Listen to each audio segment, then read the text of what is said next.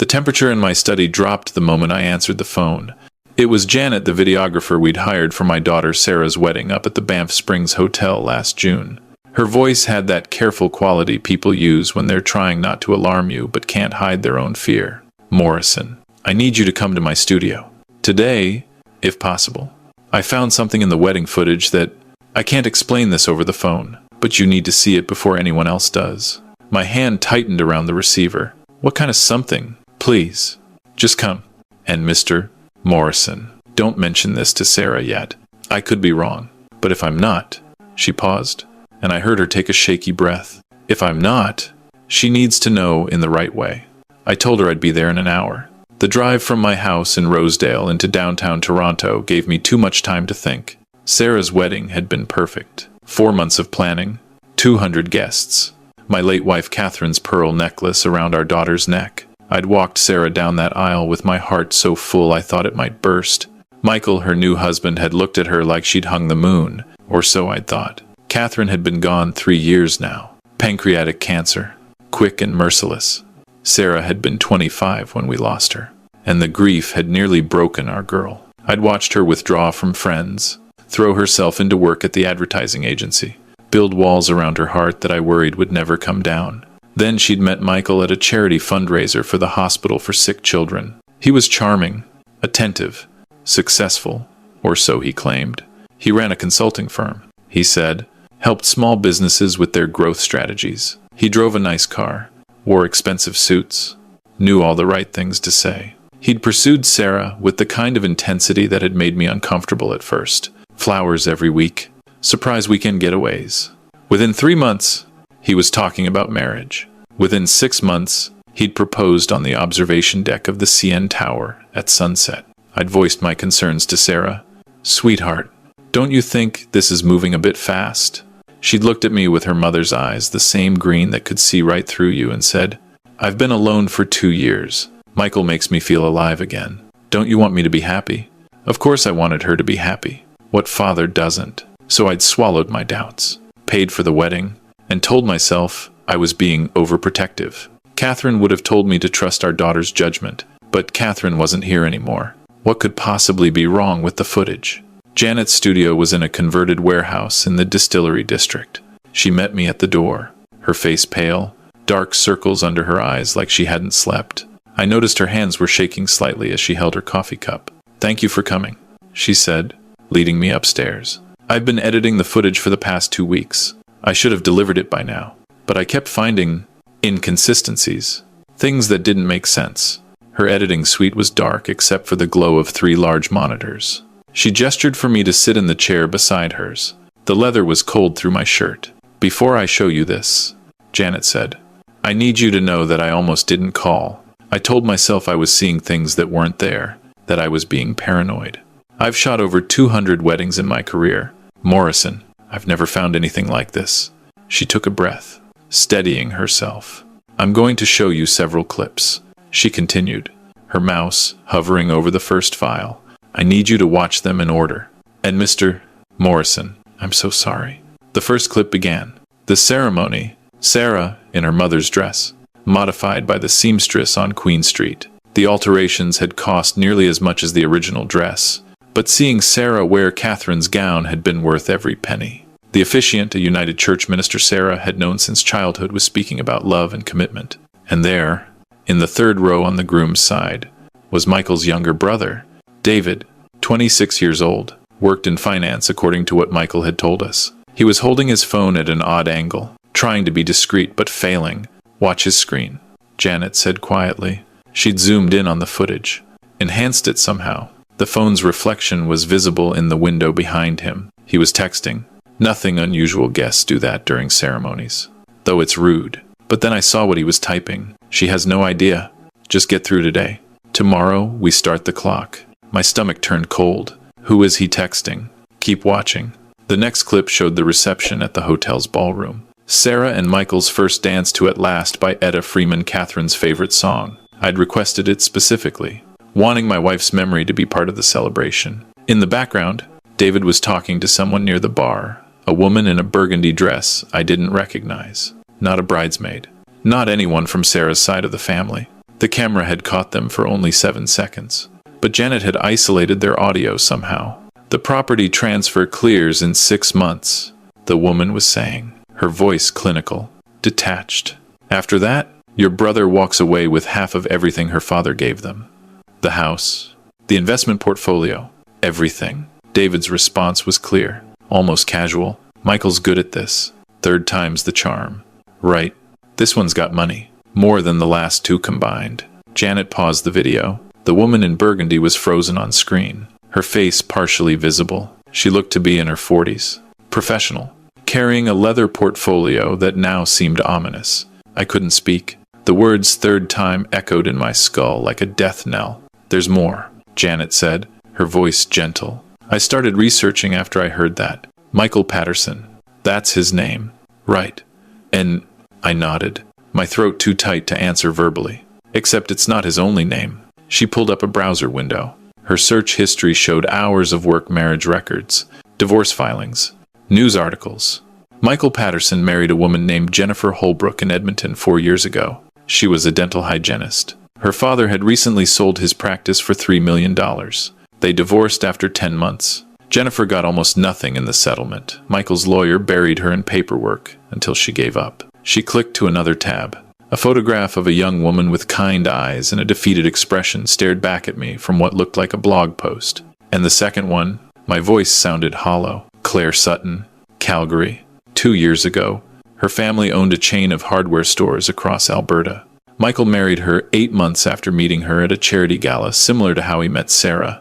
Actually, they separated after 7 months. She signed away her inheritance rights in the divorce just to be free of him. She wrote about it online. Called him a professional husband, said he destroyed her credit, her relationship with her family, her ability to trust anyone. Janet pulled up more documents. Bank records that she shouldn't have had access to, but somehow did. Financial statements, legal filings. Both women described the same pattern. She continued. The whirlwind romance, the rush to marriage, the immediate request to merge finances for practical reasons. Then the coldness, the emotional withdrawal, the calculated cruelty designed to make them want the divorce.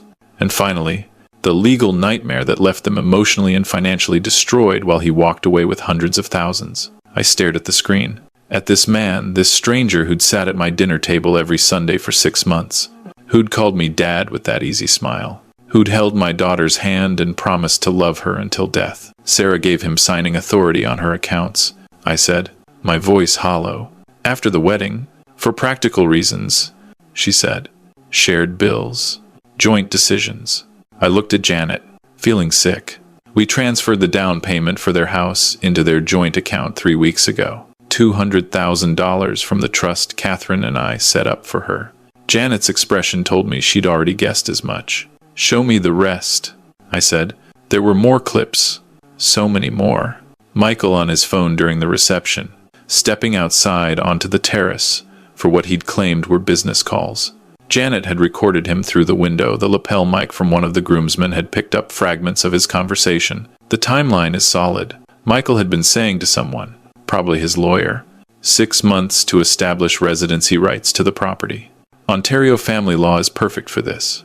She won't fight hard, she's still grieving her mother. The father will freeze the accounts if he suspects anything, so I need to keep him on side until we hit the mark. After that, it doesn't matter. Another voice.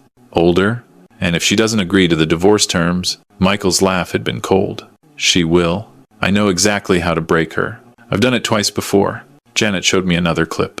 The cake cutting. Sarah was laughing, feeding Michael cake with her eyes bright with joy and hope, all the things I'd prayed she'd find again after losing her mother. And for that brief second, while she wasn't looking at him, Michael's face had gone completely cold, empty. The mask had slipped, revealing the expression of someone enduring a tedious but necessary task, like a businessman suffering through a boring meeting before the real profit comes. I gripped the armrest of my chair so hard my knuckles went white. There's one more, Janet said quietly. This is the one that made me call you. The final clip was from after the reception, in the hotel hallway. Janet had been packing up her equipment when she'd caught Michael and David, thinking they were alone. You did good, little brother, David was saying, clapping Michael on the shoulder. She's completely hooked. 6 months and you're a millionaire? Easiest payday yet. Her father's protective, Michael replied, loosening his tie, more protective than the others. I need to keep him on side. He suspects anything. He'll freeze the accounts and tie everything up in court for years. So keep playing devoted husband. You've done it before. You're good at it. Michael had laughed. Actually laughed. This one's easier than the last two. She's so desperate to believe in fairy tales after her mother died. The grief made her vulnerable. She practically threw herself at me. He'd said it so casually, so cruelly, like my daughter's pain was just a tool he'd exploited. I stood up so fast the chair fell backward with a crash. Janet caught my arm, her grip surprisingly strong. What are you going to do? She asked.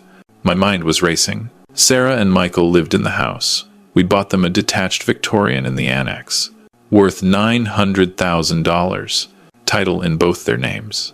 The joint account with $200,000. Sarah's investment portfolio, another $300,000 from Catherine's life insurance, which Michael now had access to. Our daughter's entire financial future was in the hands of a predator. I don't know yet, I managed to say, but I need copies of everything.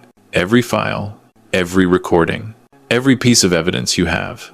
Janet already had a hard drive prepared, sitting on her desk. I made backups, she said. This is yours. I kept another set for myself, just in case. And Mr. Morrison, I would have spotted this earlier, but the audio glitches looked like technical errors at first. Random fragments of conversation. It wasn't until I started piecing everything together that I realized what I was seeing. I'm sorry I didn't call sooner. You may have just saved my daughter's life, I said, meaning every word. How much do I owe you? For your time? The investigation. Nothing, she said firmly. I have a daughter too.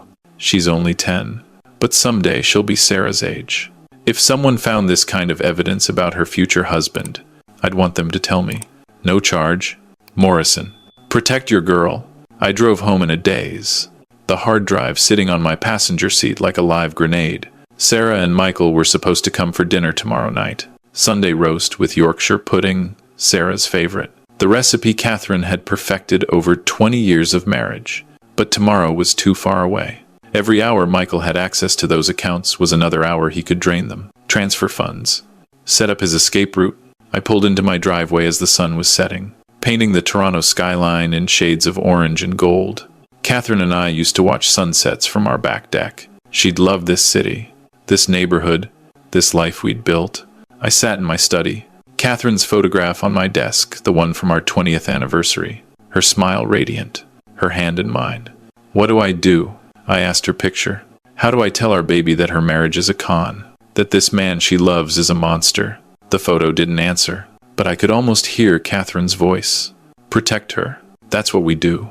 We protect our girl. I opened my laptop and started searching. Michael Patterson, Edmonton.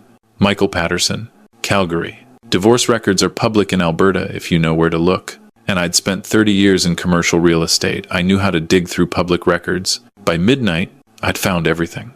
Jennifer Holbrook had a Facebook page sparse, but there, 2 years ago, she'd posted about financial abuse and sociopathic ex-husbands. Though she hadn't named Michael directly, the post had 6 comments, all from other women sharing similar stories. Claire Sutton had been braver. She'd written a blog post titled, How I Lost Everything to a Romance Scam 18 months ago. She'd named Michael Patterson explicitly, described his pattern in painful detail, warned other women to check marriage records before trusting a man who seemed too good to be true. The post had been shared on several survivor forums. In the comments, 3 other women had come forward saying they'd dated Michael briefly, but had gotten suspicious and ended things before marriage. One woman said he'd called himself Marcus Patterson with her.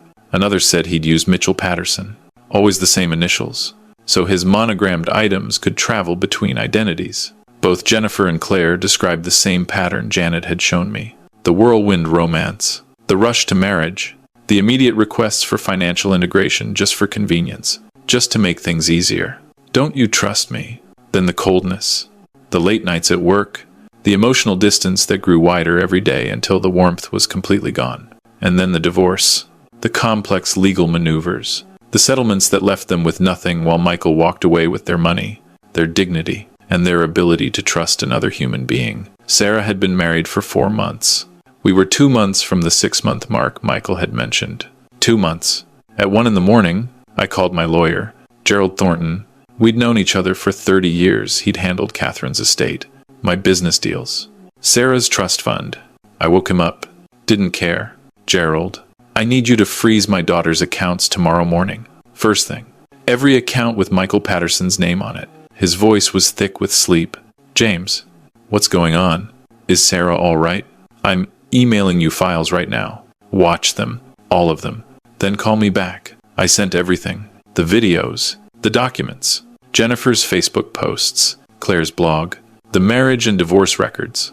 The whole terrible truth. He called me back at 2 in the morning. I heard the shock in his voice. Jesus Christ.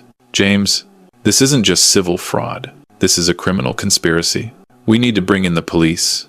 The fraud squad. This man is a serial predator. After we protect Sarah's assets, I said, if the accounts get frozen as part of a criminal investigation, Sarah could be locked out for months while they sort it out. We freeze them first. Then we go to the police. Can you do it? I'll need Sarah's cooperation for some of them. The trust is still in your control, so I can freeze that immediately. But the joint accounts, the house title, we need her signature. My heart sank. Then I need to talk to her first. Tomorrow morning, can you be at my house at 8? I'll be there at 7:30. And James, bring everything. If this goes to court, and it will, we need to document every piece of evidence we have. I didn't sleep. Couldn't. I sat at my desk, watching the city, lights, Catherine's photo in my hand. I thought about Sarah at 5 years old, crying because she'd scraped her knee. At 12, nervous before her first dance recital. At 16, heartbroken over her first boyfriend. At 25, shattered by her mother's death. Every time she'd hurt, I'd been there. I'd fixed what I could and held her through what I couldn't fix. But this, how do you fix this? I watched the dawn break over Toronto, the CN Tower silhouetted against the pink and orange sky. Catherine and I had loved this city. We'd raised Sarah here, kept her safe, protected her from every harm we could anticipate, until I'd failed to keep her safe from this. At 6:30, I texted Sarah. Need to see you this morning? Important. Can you come to the house at 9? Don't bring Michael. She responded almost immediately. You're scaring me. What's wrong? I'll explain when you get here.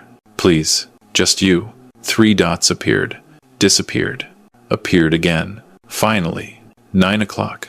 Gerald arrived at 7:30 with his briefcase and a grim expression. I reviewed everything 3 times. He said, this is airtight. Michael Patterson is either going to prison or fleeing the country. Probably both, first one. Then the other. Can we protect Sarah's money? If we move fast. I've prepared emergency motions to freeze all joint accounts pending fraud investigation. I have the paperwork ready for Sarah to revoke Michael's signing authority. And I've contacted a colleague who works in criminal law. She'll be here at 9:30 to advise on pressing charges.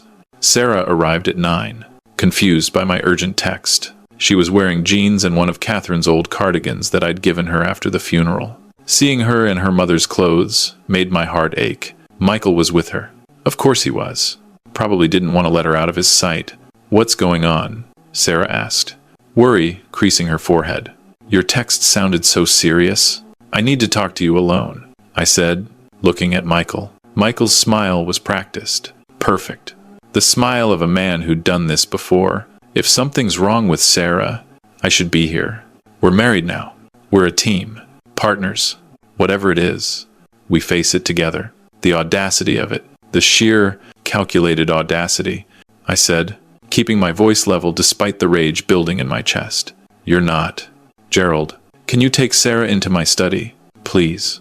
Gerald moved forward, but Michael stepped between them and Sarah, his hand on her elbow. Possessive, controlling. How had I not seen it before? I'm not leaving my wife, Michael said, and for just a second, I saw something shift behind his eyes. Calculation. He was measuring the threat, planning his next move. That's interesting, I said, my voice cold now, because Jennifer Holbrook and Claire Sutton might disagree about how seriously you take marriage vows. The room went silent. The temperature seemed to drop 10 degrees. Michael's face didn't change. His expression stayed pleasant, mildly confused, but his body went very still. I don't know what you're talking about, he said. Sarah's voice was small, uncertain. Who are Jennifer and Claire? I handed her my laptop. The browser was open to Jennifer's Facebook page, Claire's blog post, the public marriage and divorce records from Edmonton and Calgary. Michael has been married twice before, I said, watching my daughter's face as the words landed like physical blows.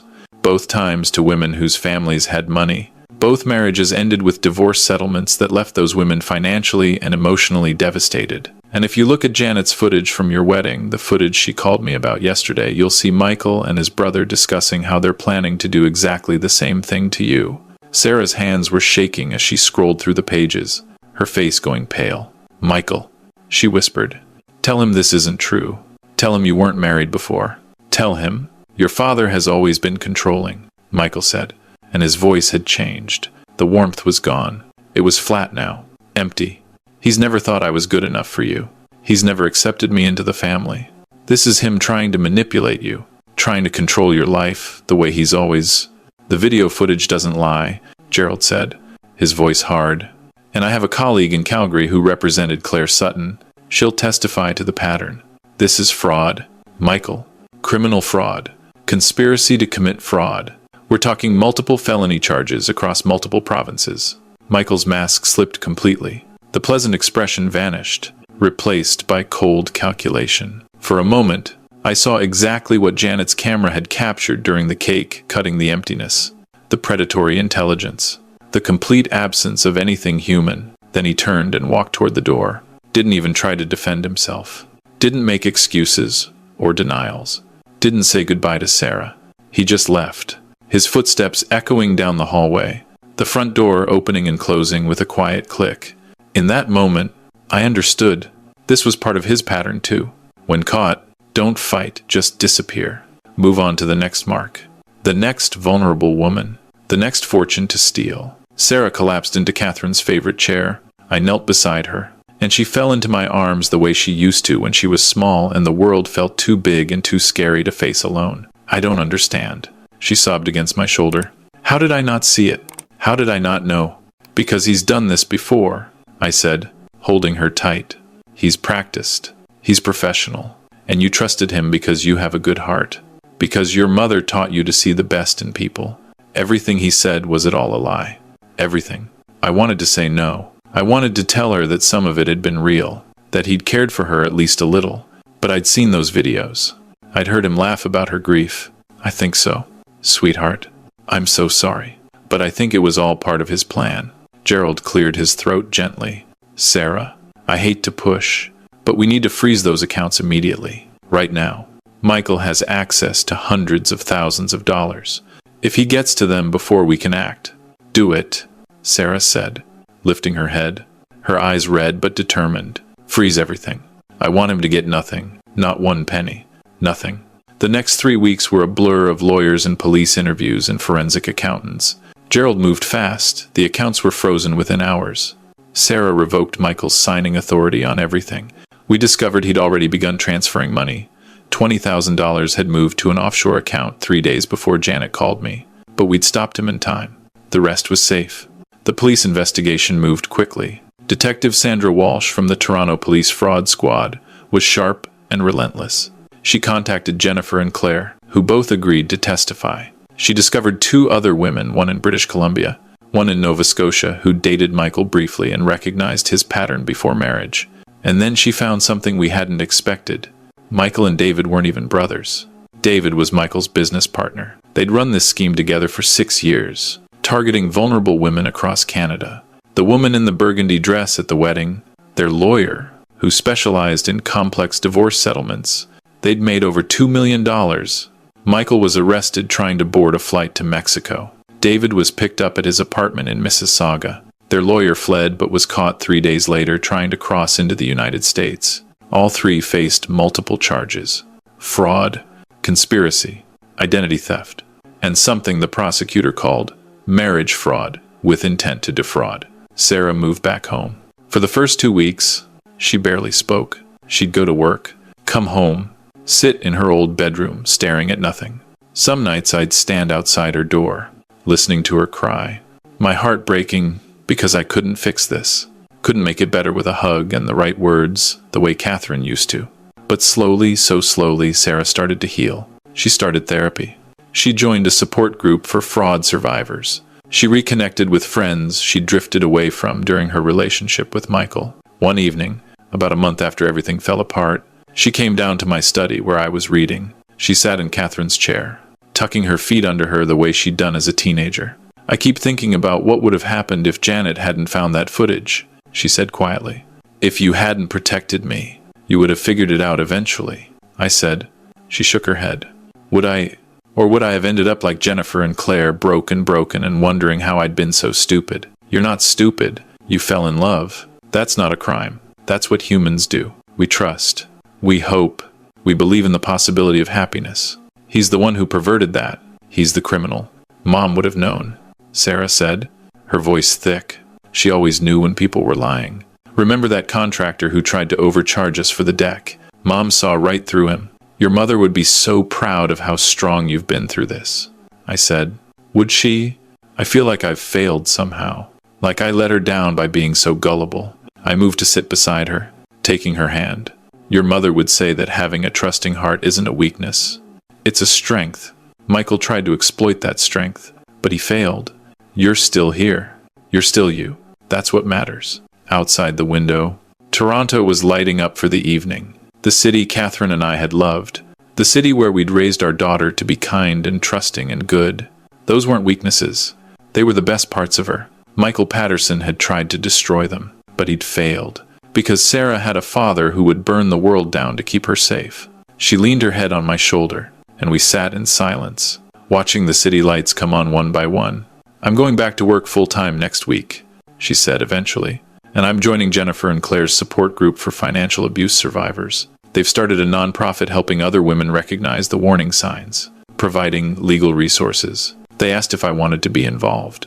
I looked at my daughter, my strong, resilient, remarkable daughter, and felt my heart swell with pride.